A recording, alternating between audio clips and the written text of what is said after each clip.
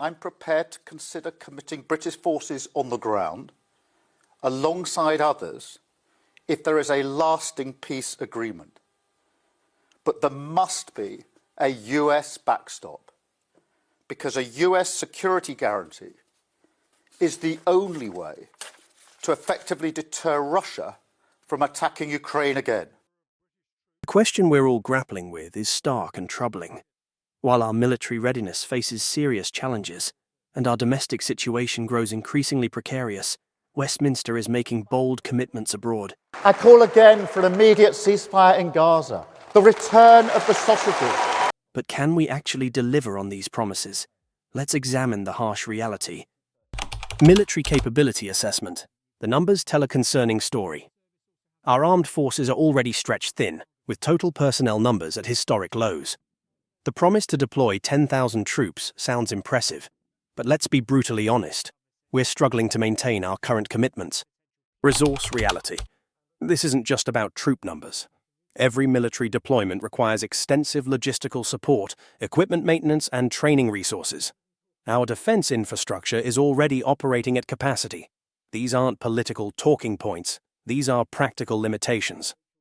Financial implications. The financial burden is significant and unavoidable. While politicians make grand announcements, the Treasury faces the sobering reality of funding these commitments. This comes at a time when our domestic budget is already under unprecedented strain. Strategic context. Meanwhile, the diplomatic landscape is shifting. Major decisions about Ukraine's future are increasingly being made in direct US-Russia talks. European influence, including Britain's, appears to be waning.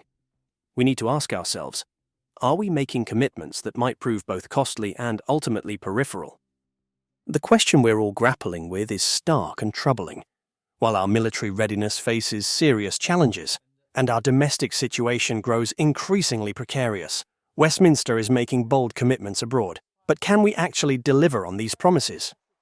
The return of the sausages. The return of the sausages. The sausages. The sausages. Let's be clear. The harsh reality is that we're already stretched thin, militarily, financially, and strategically. Yet instead of addressing these glaring issues, Keir Starmer and Labour are offering little more than vague platitudes and political posturing. Where is their plan to rebuild our armed forces? Where is their solution to the cost of living crisis or the NHS backlog? The truth is, Starmer's Labour is more focused on avoiding controversy than providing real leadership.